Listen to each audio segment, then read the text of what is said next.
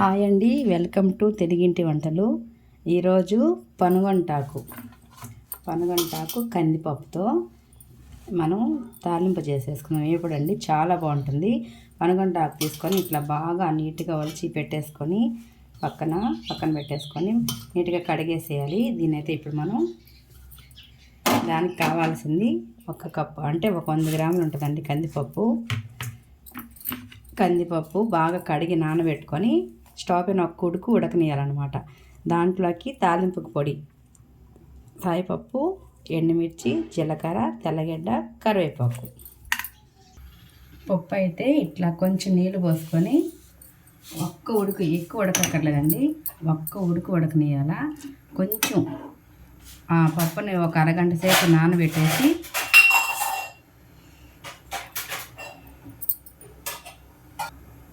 అరగంట సేపు బాగా నానబెట్టేసామంటే ఒక ఉడుకు ఉడకనిచ్చేద్దాం. ఇది ఇట్లా ఒక ఉడుకుతూ ఉంటుంది. మనం ఈ లోపైతే పనగంటాకుని సన్నగా తరిగేసి కడిగేసుకుందాం. మనం కాడలన్నీ ఇట్లా నీట్గా ఒలిచేసుకోవాలండి. మొత్తం పనగంటాకు కాడలన్నీ ఇట్లా నీట్గా ఒలిచేసి దీనిని ఇప్పుడు ఇట్లా పెట్టుకొని మనం మొత్తం ఇట్లా పెట్టేసి సన్నగా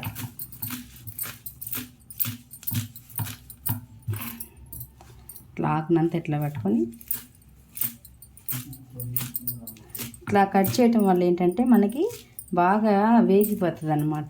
మనం తినేటప్పుడు కూడా చాలా కలుపుకోవడానికి నీట్గా బాగుంటుంది అన్నమాట. ఆకు అనేది ఇట్లా సన్నగా కట్ చేసేసుకోవాలి. ఆకంతా పనగంట ఆకు అసలు చాలా మంచిదండి. మనకి ఎవరికైనా చూపు సరిగా కనబడకపోయినా, ఇప్పుడు చిన్న పిల్లలకు కూడా ఆ లోపాలు అనేది ఉన్నాయి కదండి. చిన్న పిల్లలు కూడా అసలు కంటికి అద్దాలు పెట్టుకుంటున్నారు అనమాట. అట్లాగా అయిపోతుంది మనకి. అందుకనే వారానికి ఒక 2-3 సార్లుగా ఇది మనము ఇట్లా పనగంటాకు కానీ తింటే చాలా మంచిదండి. పెద్దవాళ్ళకే కాదండి, చిన్నపిల్లలకి కూడా ఉన్నాయి చాలా ఈ కళ్ళకి కనిపించకపోవడం. ఇట్లాగా వాళ్ళకి మనం ఇట్లా వారానికి 2-3 సార్లుగా ఇది కానీ ఇట్లా తాలింపు అంటే మేము వేపుడిని తాలింపు అంటాం కాబట్టి ఇట్లా తాలింపులా చేసి పిల్లలకి అప్పుడప్పుడు పెడతా ఉంటే చాలా మంచిదండి పనగంటాకు.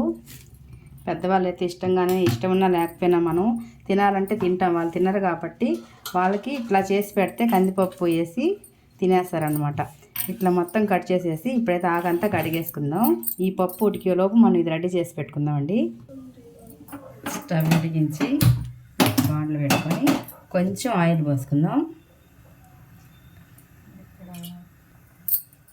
ఆయిల్ వీటెక్కగానే వెల్లుల్లిపాయలు అంటే ఒక 5 రెమ్మలు బాగా కచ్చిపిచ్చుకదంచి వేసేసుకుందాం. ఒక 1/2 టీ స్పూన్ ఆవాలు, ఒక 1/2 టీ స్పూన్ జీలకర్ర, పచ్చనపప్పు అండి, మినపప్పు.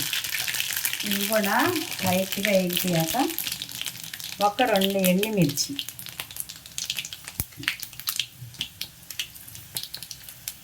వేసేసి కొంచెం కరివేపాకు. అన్నీ బాగా వేగిపోయినాయండి. ఇప్పుడు మనం పనగంటాకు సన్నగా కట్ చేసేసుకొని కడిగి పెట్టుకున్నాం కదా, అది వేసేస్తాం.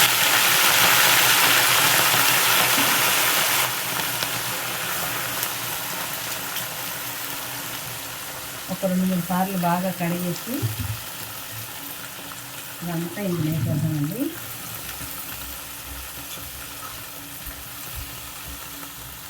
ఇట్లా ఆకు అంతా వేసేసి మనం బాగా కలిపేసేయాలి.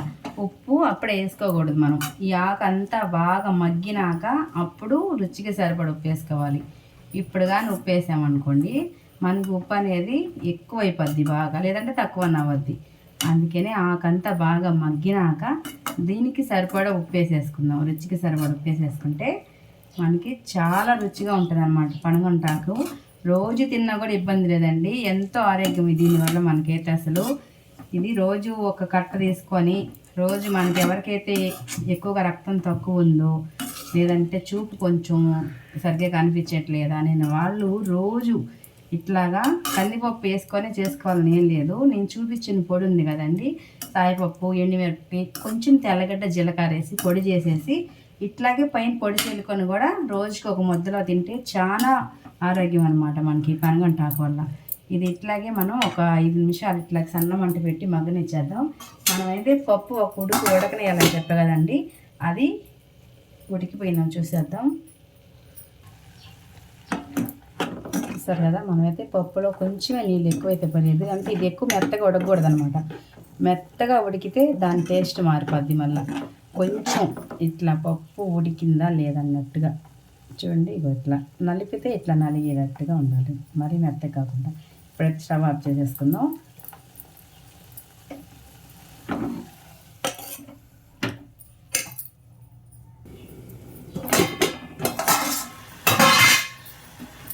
చూడండి, చాలా వరకు ఆకైతే మగ్గిపోయింది, ఇంకా కొంచెం మగ్గితే సరిపోతుంది అన్నమాట వాటికి. ఇది చాలా ఈజీగా అయిపోద్దండి. చాలా మంది అయితే ఇది ఉడకబెడతారు, వేరేగా ఉడకబెట్టి తాలింపు చేస్తారు. అట్లా ఉడకబెట్టక్కర్లేదు, ఇట్లానే మగ్గిపోద్ది అనమాట. మనం కొంచెమే ఆయిల్ వేసుకున్నా, ఇది కొంచెం లైట్గా చిన్న మంట పెట్టామంటే బాగా మగ్గిద్ది అనమాట. పెద్ద మంట పెట్టే మటుకి అది మాడిపోతుంది, ఇట్లా సన్నగా పెట్టుకుంటే మగ్గిపోతుంది. ఇప్పుడైతే మనం దీంట్లోకి రుచికి సరిపడా ఉప్పు అయితే వేసేద్దాం.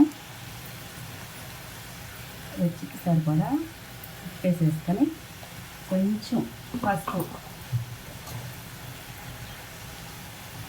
వేసి బాగా కలిపేసుకుందాం. ఇది కొంచెం మగ్గాక మనం ఉడకబెట్టిన కందిపప్పు కూడా వేసేసుకుందామండి. కొంచెం అయితే మగ్గాలి, ఇంకా ఇట్లా బాగా మగ్గితే ఆగితో బాగుంటుంది అన్నమాట ఈ ఆకు.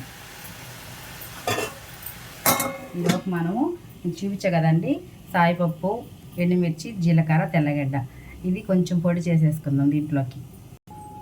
చూడండి, ఈ విధంగా పొడి వేసేసుకుంటే మనకి ఈ ఆకులోకి ఈ పొడి చాలా బాగుంటుంది అనమాట. ఆకుని చూడండి, మనం వేసినప్పుడు ఎంత ఉందో ఇప్పుడు ఎంత వచ్చింది అంటే మనకి ఆకంతా మగ్గిపోయింది అనమాట. ఇప్పుడు మనం ఉడకబెట్టుకున్న కందిపప్పు, ఈ కందిపప్పు దీంట్లో చాలా రుచిగా ఉంటుందండి. పనగంట ఆకులో కందిపప్పు వేసుకుంటే రుచి అయితే అదిరిపోద్ది. ఇట్లానే రైస్లో కలుపుకొని తినేస్తే వాళ్ళు ఉంటే అసలు చాలా బాగా తింటారు. ఉట్టిదే కూడా తినేస్తారండి చాలా మంది, అంత బాగుంటుంది అనమాట. ఉట్టి కూర కూడా తినాలనిపిస్తుంది, అంత రుచిగా ఉంటుంది.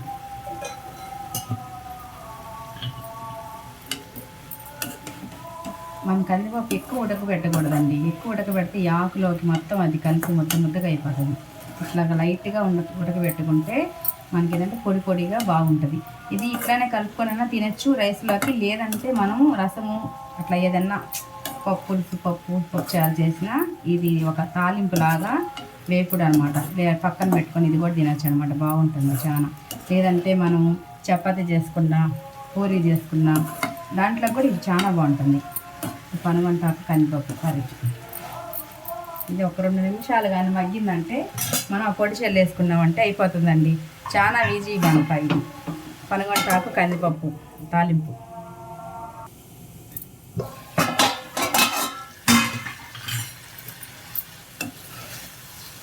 మనకైతే పనగంటాకు కందిపప్పు అయితే రెడీ అయిపోయిందండి.